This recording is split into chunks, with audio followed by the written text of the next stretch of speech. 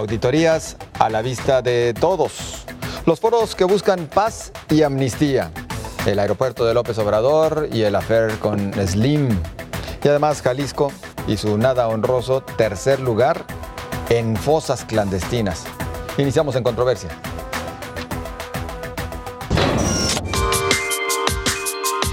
La Auditoría Superior del Estado de Jalisco da un paso importante al poner en un micrositio en su portal web un total de 448 cuentas públicas que datan desde 2015 a la fecha.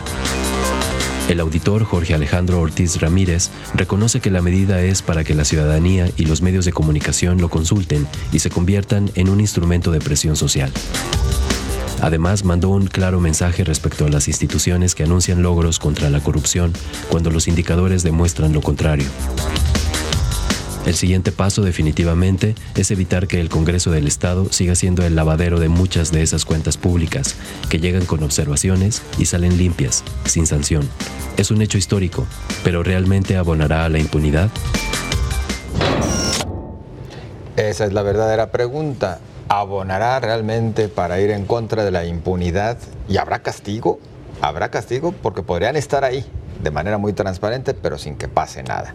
Saludo a mis compañeros. Sonia Serrano, muy buenas noches. ¿Qué tal? Buenas noches. Julio Ríos. Buenas noches. David Gómez Álvarez. Buenas noches. Jaime Barrera, buenas noches. José Ángel, buenas noches y buenas noches a todos. ¿Basta con que ahora exista esta transparencia, que las auditorías estén a la vista de todos? A ver, yo creo que sin duda es un paso, es una evolución de lo que era la auditoría.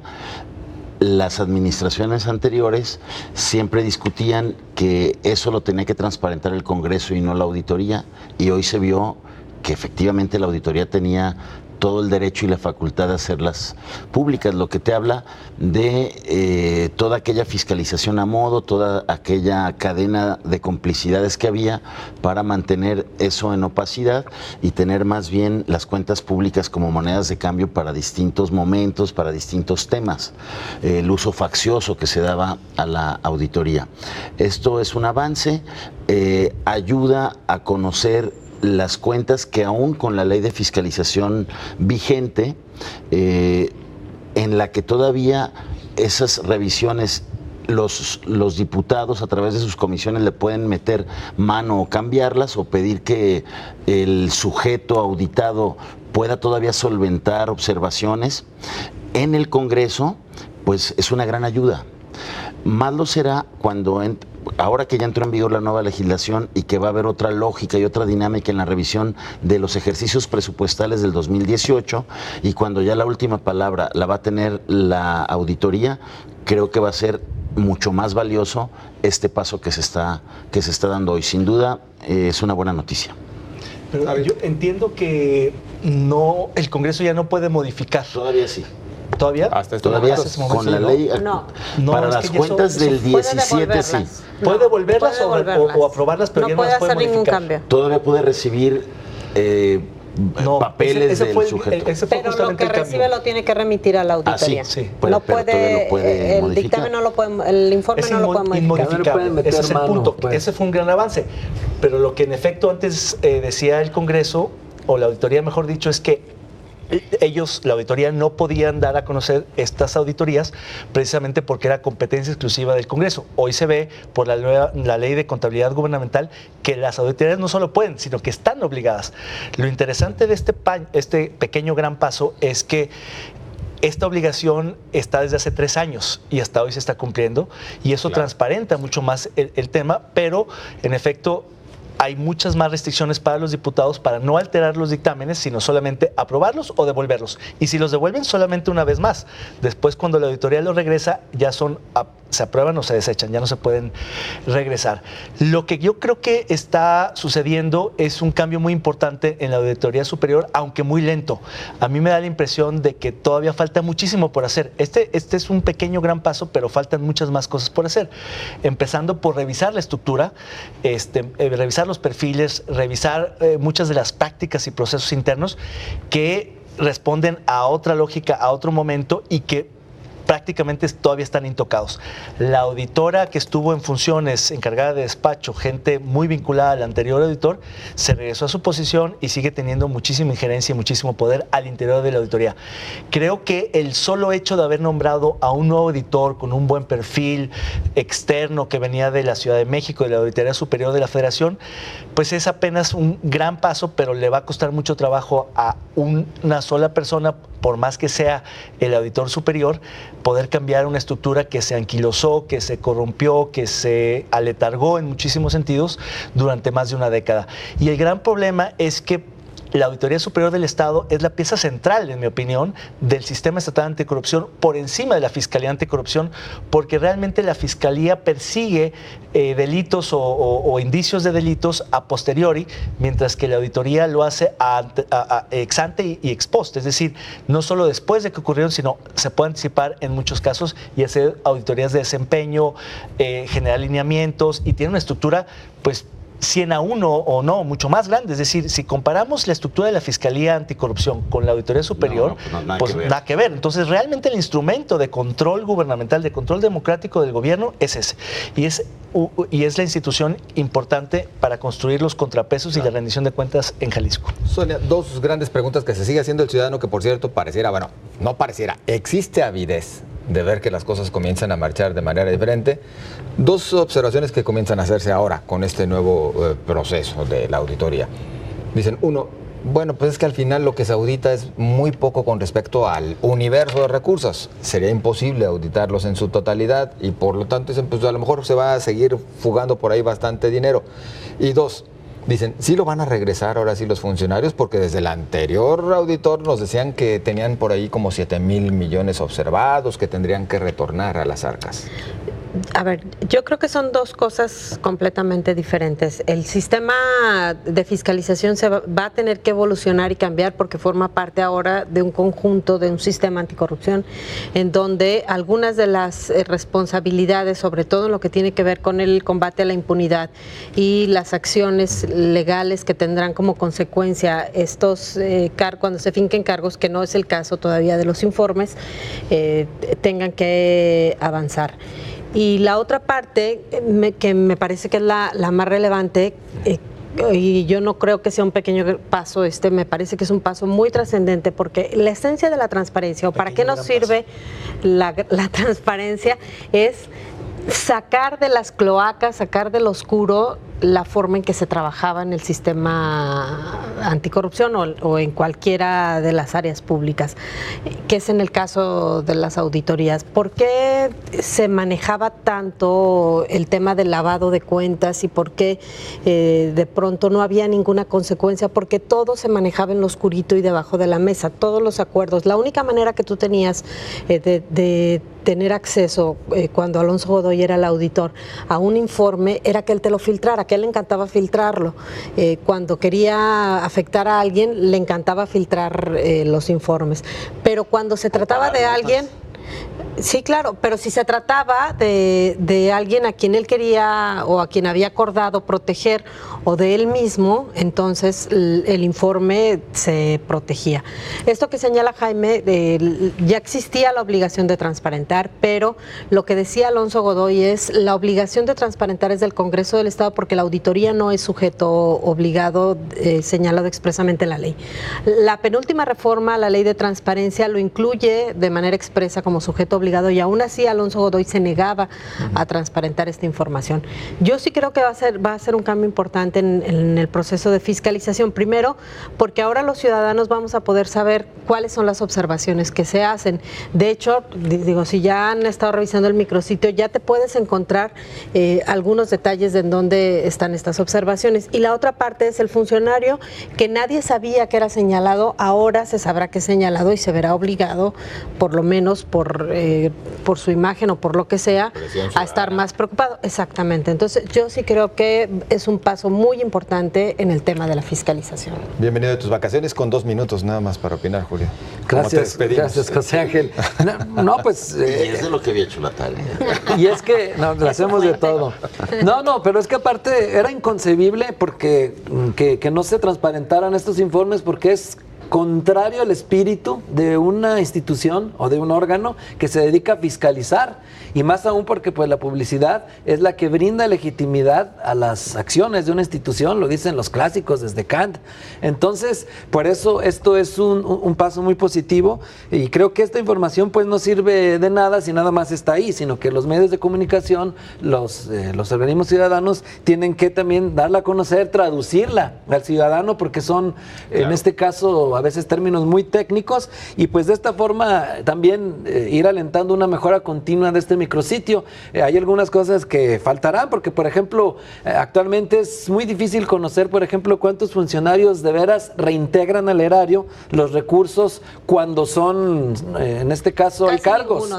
Que tan solo decía, por ejemplo, en la anterior legislatura, decían que eran alrededor de 1,000 millones de pesos los que estaban congelados porque había recursos ante el Tribunal de lo Administrativo, hoy Tribunal de Justicia Administrativa, y no sabemos realmente cuántos de estos funcionarios que son, se cumple la sanción. Es poquito, no nada más. No, eso era solo de 18 cuentas, eso que estaban en el Tribunal de lo Administrativo. De 7,000 millones, ¿no? Solamente, imagínate la cantidad que está así, y no sabemos si de veras les están cobrando estos créditos fiscales. Creo que esto, estoy quedando cortísimo porque, reitero, son solo 18 cuentas que señalaban nada más. Imagínate cuánto es todo lo demás, y no sabemos si de veras se reintegra, porque si nada más quedan los cargos en puro verbo, pues entonces de nada sirve. Se tiene que reintegrar ese dinero. Nosotros tenemos que ir a la pausa. Continuamos.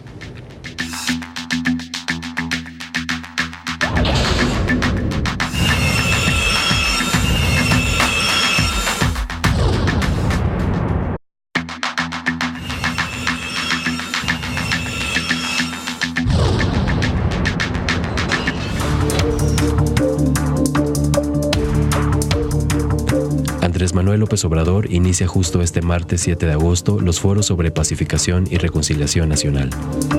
Pretenden recoger puntos de vista de víctimas, organizaciones de la sociedad civil y expertos.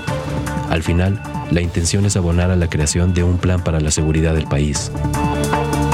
De paso, de la voz de los agraviados y los mexicanos, saldrá el plan de pacificación.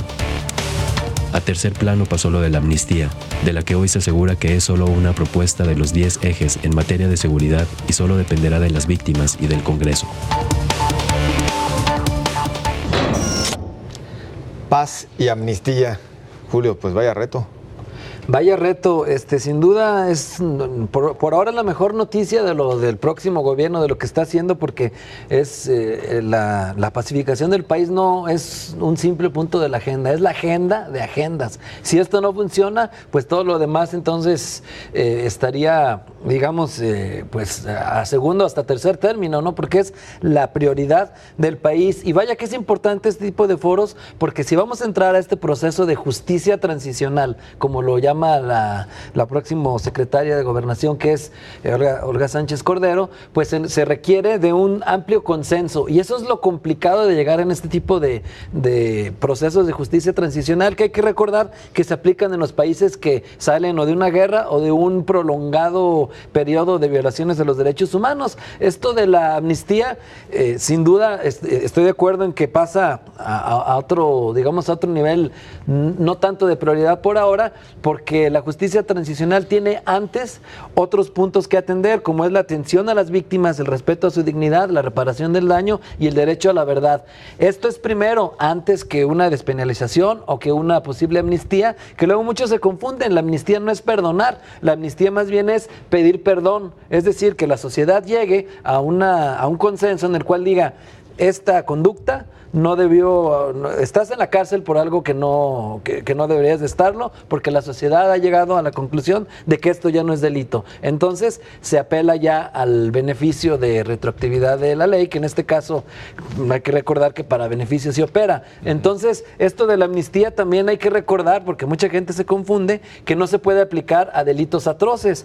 Por ejemplo, no puede ser amnistiada la desaparición forzada, así lo dice bien clarito el artículo 140 de la Ley de Desaparición Forzada. Esto no se puede intercambiar por otro tipo de pena. Además, también las amnistías pues no aplican para todos los delitos, sino que solamente en ciertas conductas, en ciertas circunstancias, y en este caso pues va ligado a las comisiones de la verdad, que también son muy importantes. Es decir, este proceso debe de poner a las víctimas al centro. Si las víctimas, en este caso, con la reparación del daño y su dignidad, no ven mal ciertas despenalizaciones o ciertas amnistías, entonces sí se puede dar. Pero este es un paso que va hasta el final, en el caso de la amnistía. Y pues bueno, en este caso yo pienso que también algo de lo que se debe de tocar forzosamente es la despenalización de algunas, quizá de algunas drogas, porque es un tema que está en la mesa, y pues también debe de tener observación del extranjero. Incluso deberíamos de ir pensando a que México debe de admitir su derrota y su incapacidad en esta lucha contra la inseguridad, y a lo mejor hacerle como Guatemala, que llevó un fiscal extranjero contra la impunidad. A muchos les suena como un atentado a la soberanía, pero yo creo que como ya se ha intentado de todo, el pensar en una figura que venga del extranjero a poner ese orden, yo no lo veo tan descabellado, porque se ha intentado todo y no ha funcionado.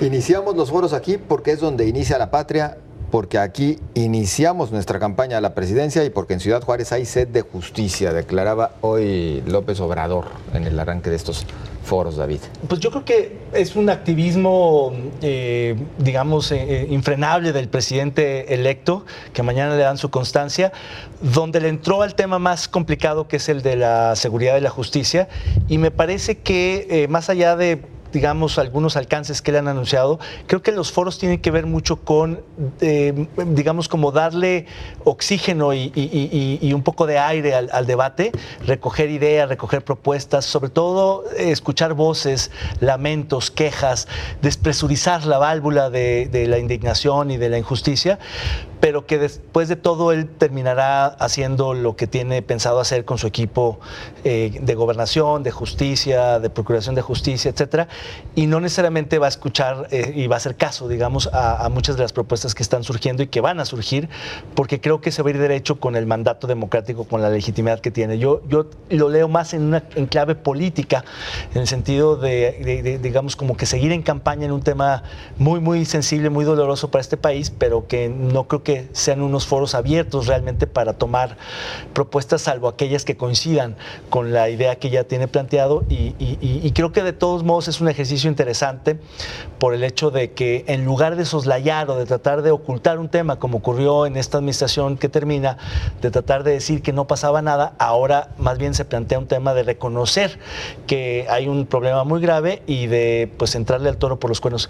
Creo que también es reveladora la declaración del presidente López Obrador, el presidente electo, en el sentido de que la sociedad dijo es muy buena para diagnosticar, pero no ha sabido hacer suficientes propuestas. Otra vez una crítica a las organizaciones de la sociedad civil, que es yo creo que el talante que va a marcar su relación con la sociedad.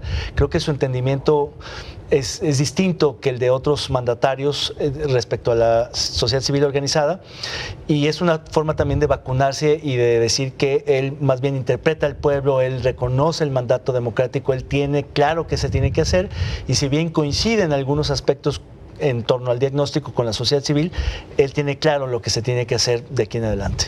Unidad, respeto, tolerancia, algunas de las palabras clave en estos diálogos que dieron comienzo hoy. A ver, lo más deseable haya sido que después de 3 campañas presidenciales, Andrés Manuel ya hubiera hecho sus foros, sus debates, y hubiera llegado como presidente con un plan como punto de partida para hacer una última discusión. Pero bueno, lo bueno es que poco menos de 4 meses antes ya inició la discusión, ahí está. Creo que sería muy riesgoso si pasa lo que plantea David o lo que pronostica David, que sea solo una simulación para hacer catarsis y que sean foros que no tengan metodología para ir haciendo una síntesis de las propuestas y que de ahí surja una propuesta, porque eso es lo que está prometiendo. Está prometiendo 19 foros en 18 estados de la República. Como que eso sea una simulación creo que no es un buen inicio, y si está apostando a la democracia deliberativa como es esa, pues ojalá se cumpla.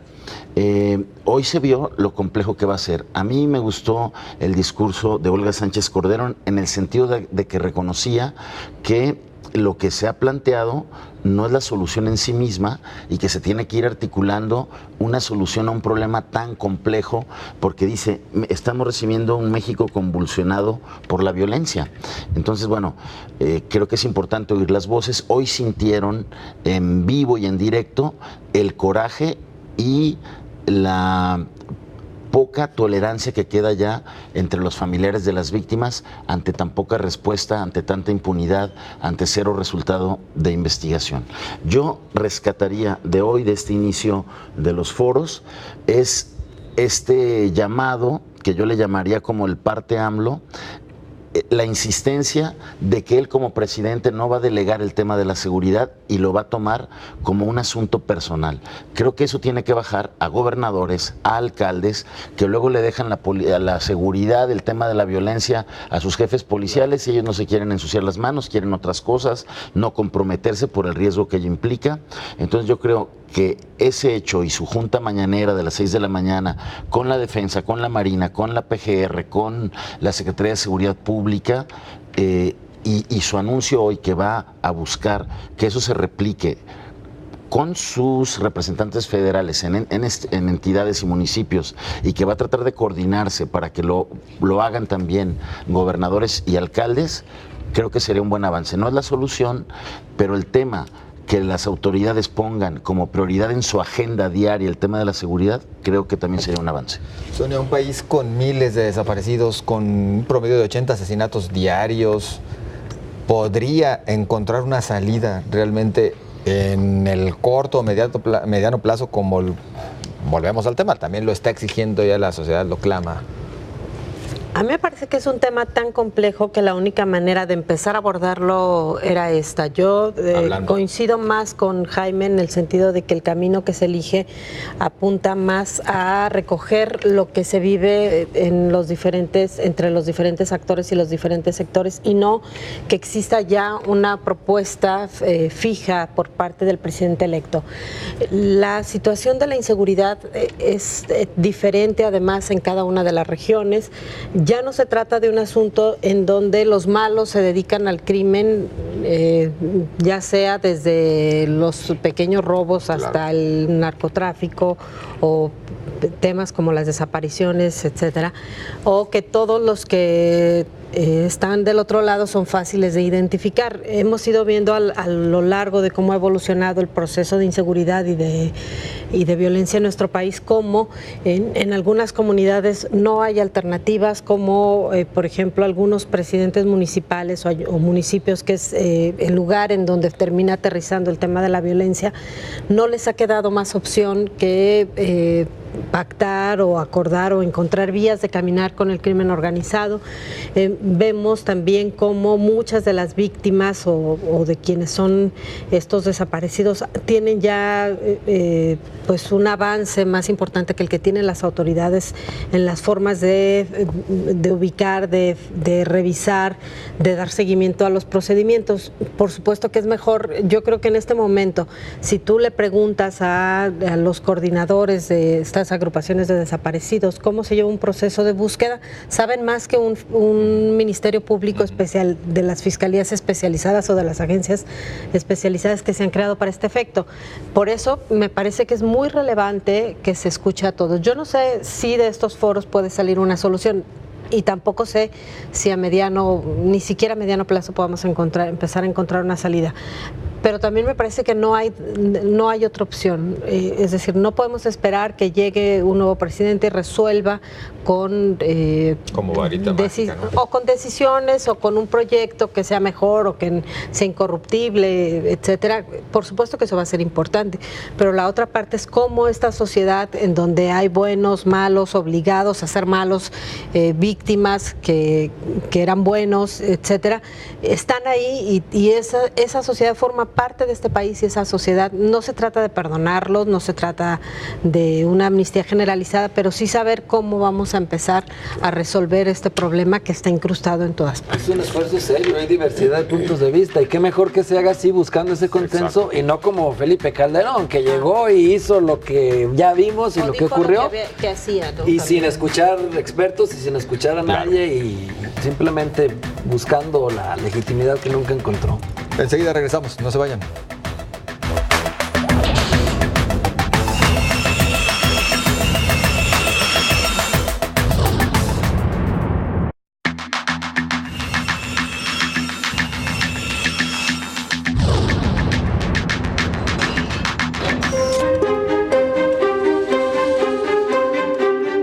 Respira el proyecto del nuevo aeropuerto para la Ciudad de México que parecía condenado a convertirse en un elefante blanco, y Andrés Manuel López Obrador pide a ingenieros colegiados un dictamen técnico y opciones sobre qué hacer con la obra.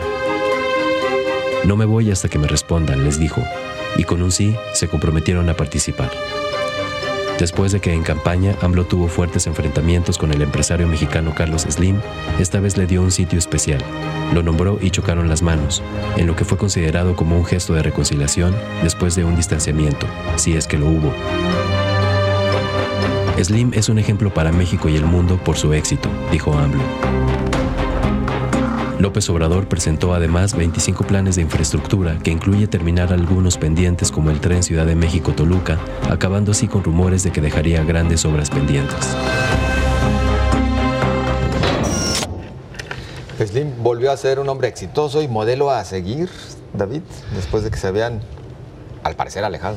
Yo creo que Slim ha sido mucho más consistente en sus posiciones, en el sentido de que él siempre estuvo defendiendo lo del el aeropuerto y, digamos, tuvo el valor o la osadía de enfrentar al candidato puntero con quien tenía muy buena relación anteriormente, cuando López Obrador era jefe de gobierno de la Ciudad de México, y él fue uno de los inversionistas más importantes del centro histórico, pero él pues arrancó con el aeropuerto, y cuando vino los anuncios de López Obrador, él pues abierta y públicamente dijo que era una insensatez parar una obra de esa envergadura en ese avance, y se mantuvo, y al final creo que el que terminó rectificando fue el presidente electo, López Obrador, que dijo, bueno, va el aeropuerto, solamente revisemos los contratos, revisemos algunos, pero yo creo que fue parte de la retórica del presidente electo de enfrentar a la clase empresarial para mandarles el mensaje de que no aceptaría una campaña negativa, que no estaría de acuerdo en que apoyaran a otro candidato, que él... Vaya, fue un enfrentamiento, un momento muy álgido, muy complicado de la campaña que acaba recientemente de terminar, pero pues López Obrador, cuando rectifica, pues Slim acepta ir, y pues viene la reconciliación muy pactada, muy acordada, donde pues vuelven a ser aliados como lo eran antes. Va al aeropuerto, van otros proyectos, no se interrumpe ninguno, porque era un absurdo, era un tema de campaña. Hay que leerlo de nueva cuenta en clave política. Me parece que muchas de las cosas que anunció, advirtió López Obrador, no se van a hacer, no se van a cumplir, eran parte de una retórica de campaña, y hoy al final simplemente en la reconciliación, en volverse a coordinar y ponerse de acuerdo, pues hay un margen de negociación para López Obrador, que ya sacó, por ejemplo, la participación voluntaria y gratuita de un montón de ingenieros, que parecía como medio broma, pero eso pues le permitió un aplauso, que todos levantaran la mano, que los ingenieros se sintieran tomados en cuenta. Anunció que va a haber chamba para todos, se reconcilia con el líder de los ingenieros y con el empresario más importante del país, y manda una señal de distensión con una buena parte del empresariado. Respecto al nuevo aeropuerto, sin embargo, Sonia, sigue hablando el presidente electo de 3 proyectos que tendrían que ser sometidos a evaluación, justamente lo que dice David, con esta participación de los ingenieros del país. Creo que lo que se trata en este proyecto, y seguramente pasará con otros grandes proyectos, o hasta a lo mejor con los pequeños proyectos, es de que en realidad la forma en que se llevan a cabo sea diferente. ¿Qué es lo que ha pasado con la mayor parte de las grandes obras? Primero, una violación constante a los derechos humanos y a los derechos fundamentales de muchos ciudadanos. ¿Con qué? Con temas como minería, con con temas como desarrollo turístico, con las grandes obras, con los proyectos de comunicación, con carreteras, con el tema del aeropuerto y de otros puertos aéreos incluso, con el tema de las ampliaciones de los puertos marítimos. Es decir, llega el gobierno, decide dónde se hace el proyecto, no importa quién tenga derechos sobre esas tierras, y empieza el proyecto. Luego, exactamente. Luego vemos. Luego, después de esto viene, pues, todos estos grandes negocios que se han hecho con las empresas, sobre todo extranjeras, que son las que están llevándose muchas de estas obras, y también lo que sucede con algunas de las grandes empresas mexicanas que participan en estos grandes casos de corrupción, y que además también de alguna manera se ven favorecidas con estas violaciones constantes a los derechos de toda esta población. Creo que son dos puntos esenciales en los que en el proyecto del aeropuerto y en otras obras podrían marcarse diferencias. Esto lo vamos a ver hasta que empiecen a tomarse las decisiones. Yo confío en que a eso se refiere Andrés Manuel López Obrador cuando habla de presentar otras opciones, que la revisión de los contratos, que es algo a lo que él se comprometió en campaña, sobre todo cuando recula un poquito sobre la negativa total que había dado en principio al proyecto del aeropuerto, empiece a revisarse. Lo hemos visto pues casi con todas las asignaciones a las grandes empresas que están haciendo o que están a cargo de la infraestructura en el país. Me parece que si es por ese camino empezará a haber salida. No se trata de que se detengan los proyectos, sino que no se violen los derechos de quienes son los dueños o los posesionarios de la tierra, en el caso, por ejemplo, de los ejidos, o también que los grandes casos de corrupción, millonarios casos de corrupción, se terminen. Julio Ríos. Bueno, pues para empezar, pues era una buena ya para AMLO en los últimos días, ¿no? Porque como hemos visto que ha entrado un proceso de cierto desgaste de su figura por estar apareciendo casi todos los días, haciendo anuncios, algunos muy cuestionados, como ya se han discutido aquí, como los de Bartlett, por ejemplo, en los nombramientos. Pues ahora sí, la única figura que faltaba para completar la luna de miel era precisamente Slim, quien pues obviamente iba a estar reconciliando, porque, por ejemplo, hay que recordar que Andrés Manuel López Obrador prometió que va a llevar internet a todo el país, ¿no? Y pues se va a necesitar un proveedor. Entonces, pues claro que en este caso Slim también le iba a interesar congraciarse también con el próximo presidente de la República, sin duda. Y pues este caso del aeropuerto, pues no hay discusión de que se necesita, está saturado el actual, aunque bueno, sí hay quienes estamos de acuerdo con lo que dice tanto Andrés Manuel como algunos expertos, de que pues no se ve tan viable tener dos aeropuertos, sino que el hecho de que estén tan separados, por ejemplo, están a 2 o 3 horas, el que va a estar en Texcoco y el que está actualmente, a 2 o 3 horas de distancia con el tráfico de la Ciudad de México, eso te limita la interconectividad, por ejemplo, si tienes un vuelo que tomar en el siguiente, ¿no? Por ejemplo, cuando hay este tipo de interconexiones de los vuelos, y también es carísimo, porque es faraónico, está empezando desde cero, sin duda sí se tiene que revisar. Yo dudo mucho también si esto debe entrar a una consulta popular y que el pueblo decida, tampoco me parece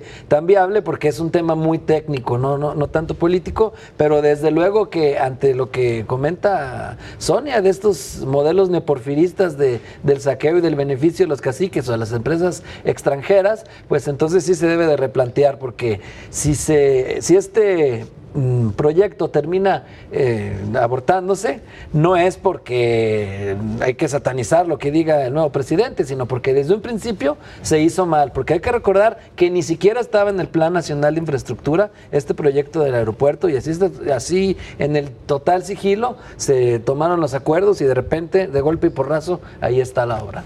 Jaime, 25 proyectos prioritarios, viables, factibles, posibles, porque vemos la experiencia de Peña Nieto, que entre sus proyectos prioritarios también y estratégicos estaba, bueno, pues aquel tren que se descarriló. Que tuvo que parar por la falta de recursos. A ver, Es parte del hiperactivismo de Andrés Manuel López Obrador, que pues prácticamente está ya tomando decisiones de gobierno aún sin tener ya su constancia de mayoría que le dan mañana.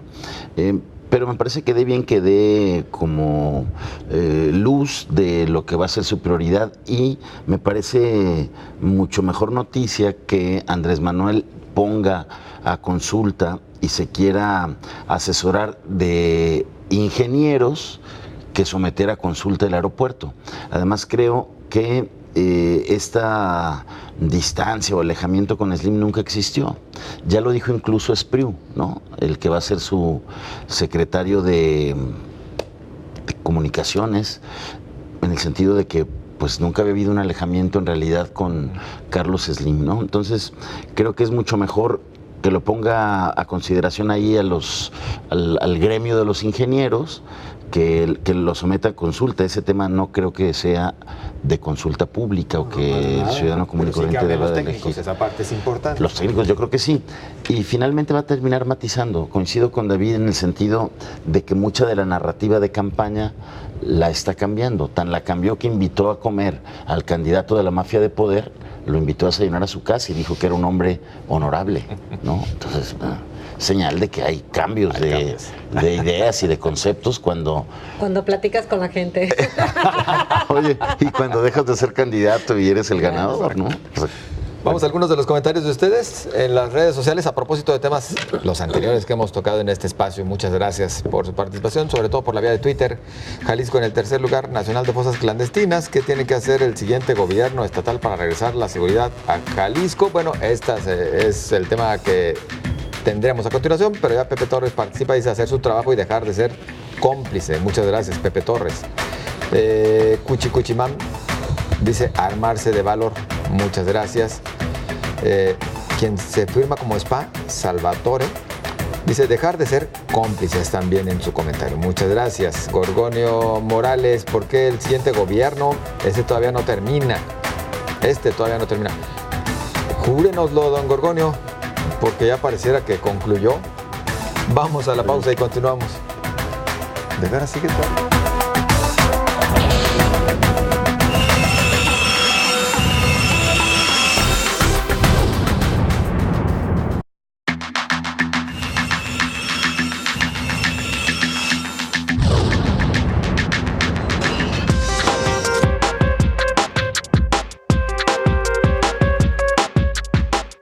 El estado de Jalisco ya no solo compite en desapariciones y homicidios, también aparece de pronto en el tercer lugar de los estados con mayor número de fosas clandestinas.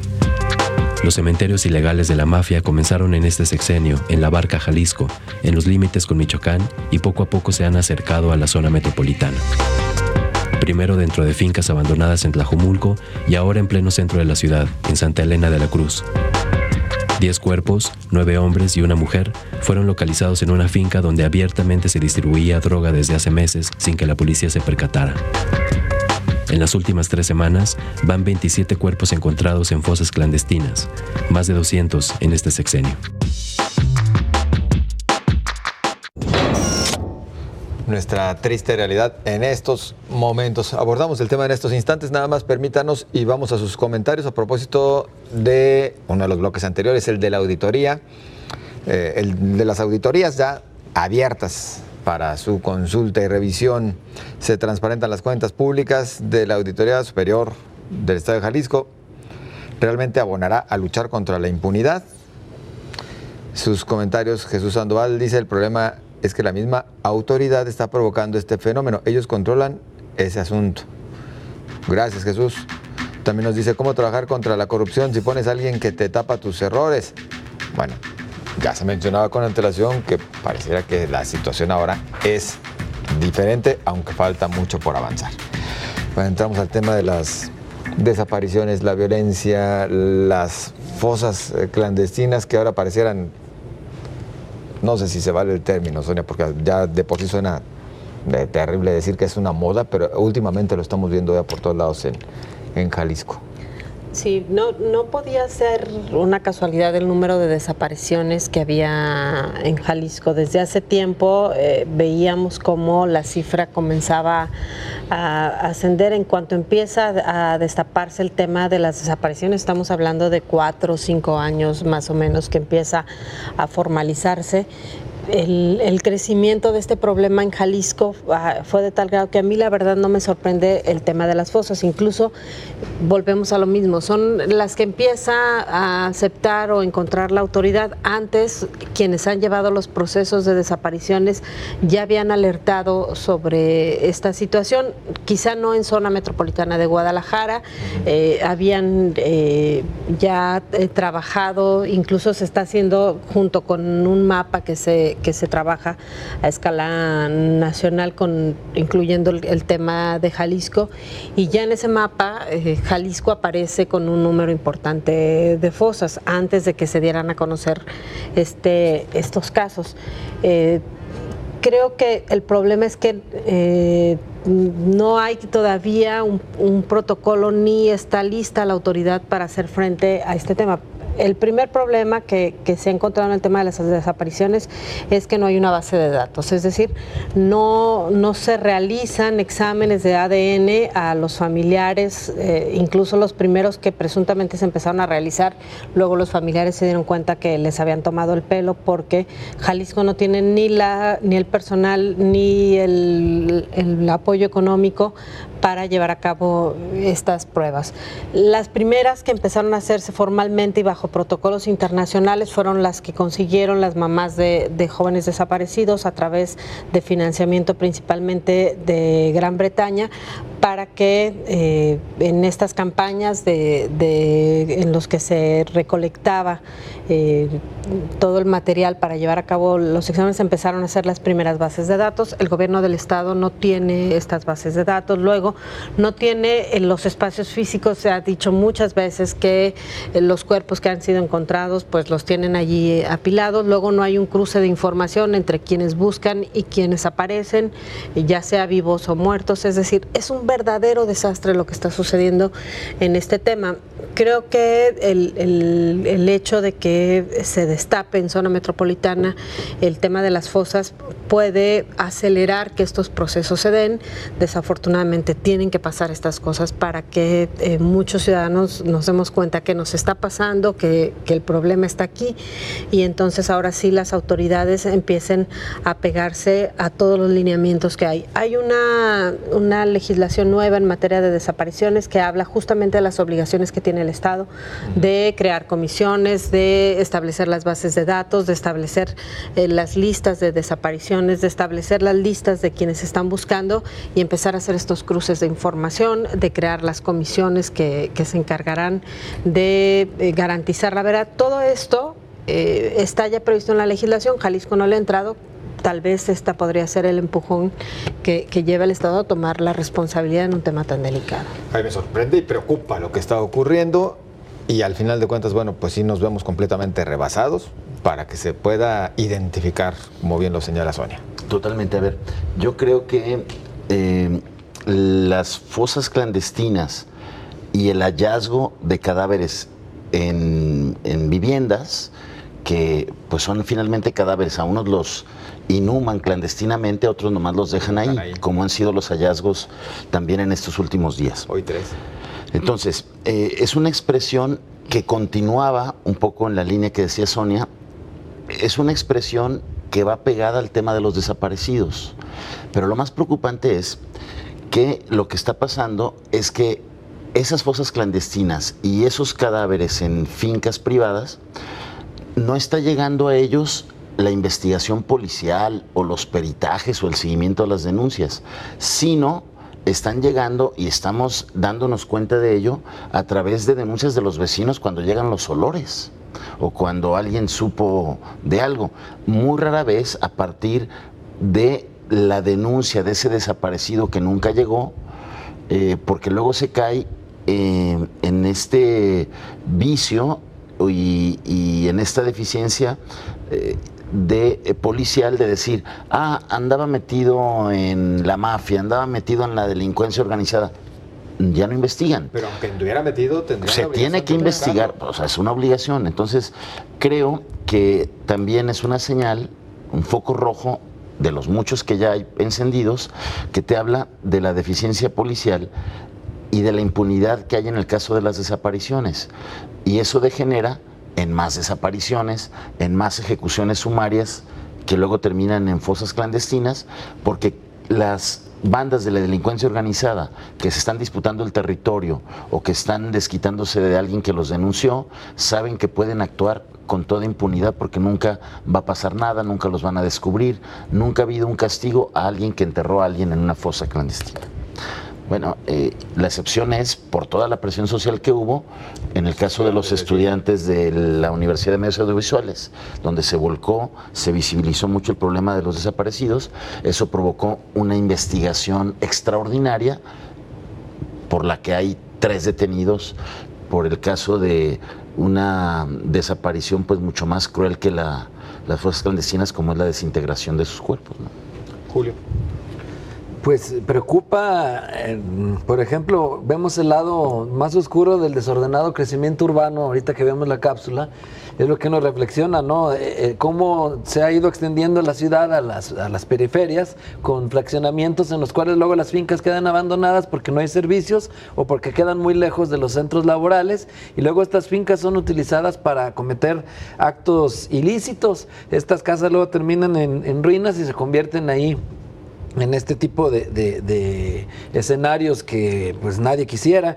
Y pues ahora también hay que ver que en la zona metropolitana, según calculaban, hay alrededor de 3,000 viviendas abandonadas. Entonces, sin duda ahí pues es donde uno dice qué está pasando, y pareciera pues también que esto ya está tan complicado que cuando entre el nuevo gobierno, el próximo gobernador va a tener esta papa caliente. El problema, hace rato decíamos de que la pacificación del país es la agenda de agendas, pues también en Jalisco.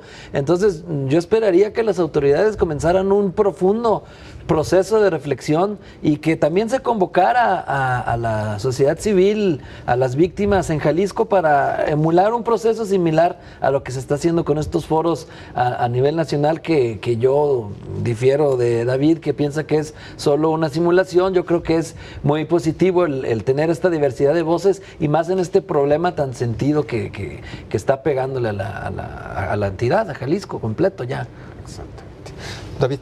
Por turno y alusión, no me refería, no usé la palabra de simulación, más bien lo que quise decir es que los foros tienen un propósito de escuchar ciertas voces, pero no necesariamente tomar en cuenta las propuestas, porque creo que en el equipo ya tienen más claro lo que van a hacer y lo que deciden hacer, que recuperar una cantidad de propuestas incluso contradictorias e inconsistentes entre sí. Yo lo que creo es que en general el Estado mexicano está totalmente rebasado en sus capacidades institucionales, en particular los estados de la República, las fiscalías estatales, las procuradurías estatales, y el tamaño del fenómeno es brutalmente enorme y trágico, y la capacidad de respuesta de los gobiernos es ínfima. Es decir, los números son apabullantes y pavorosos y terroríficos. Lo que decía Sonia en su momento, de que no era casual que hubiera finalmente un número altísimo de fosas clandestinas, de asesinatos y de muertos en el Estado, pues claro que se corresponde con el hecho de los números altísimos también en desaparecidos.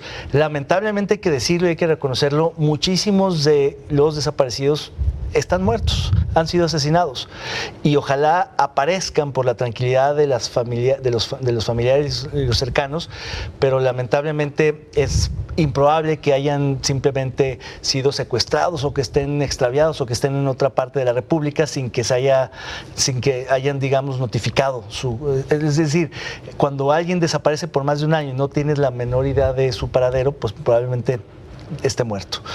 Y es dolorosísimo el tema, pero me parece que también lo que decía Jaime, de que se acaban enterando las policías de rebote por denuncias entre las bandas criminales, por descomposición de cadáveres, pues es tristísimo ver que la policía está pues muchos pasos atrás de la delincuencia y del crimen organizado, y que hoy empezamos a ver la proliferación de un problema que seguramente es mucho mayor, y que pues eso se corresponde con el número de desaparecidos y otros números muy trágicos que están poniendo en jaque al Estado y que están evidenciando que pues no ha sido ni la prioridad en términos presupuestales, ni en términos políticos, ni en términos de personal, ni en términos de la atención que requeriría de parte de las autoridades. Me parece que es un tema muy, muy doloroso y que va a ser, como lo dijo el propio gobernador, peor de lo que está todavía. José Ángel, fíjate, hoy Olga Sánchez en el foro refiere este tema muy puntual al hablar de los desaparecidos, que ahí en el auditorio de la Universidad Autónoma de Ciudad Juárez decía, es necesario fortalecer a los institutos forenses que, como el de Jalisco, ya no caben los cadáveres en la morgue. Tienen que contratar cajas de tráiler para ahí ponerlos, porque no tienen las herramientas ni el personal suficiente para identificar, ni tienen estos bancos de datos de los que hablaba Sonia, para tratar de definir y sacar de las penas a las familias que tienen un desaparecido, que debe ser pues el dolor más terrible, ¿no? La incertidumbre. Gracias a ustedes por toda su participación. Roberto Sandoval dice, pareciera que el gobierno de Jalisco ya no le importa la seguridad, porque recuerden cuando se dijo que se iba a poner peor, cuando Aristóteles dijo que se iba a poner peor, como lavándose las manos. También gracias a Guillermo Quiroga, que envía saludos a todos, dice, les manda un fuerte abrazo. Un abrazo. Gracias al amigo Paletón. Y de esta manera nos despedimos. Muchísimas gracias, compañeros, muy amables. Buenas noches a todos. Y a ustedes, gracias, buenas noches.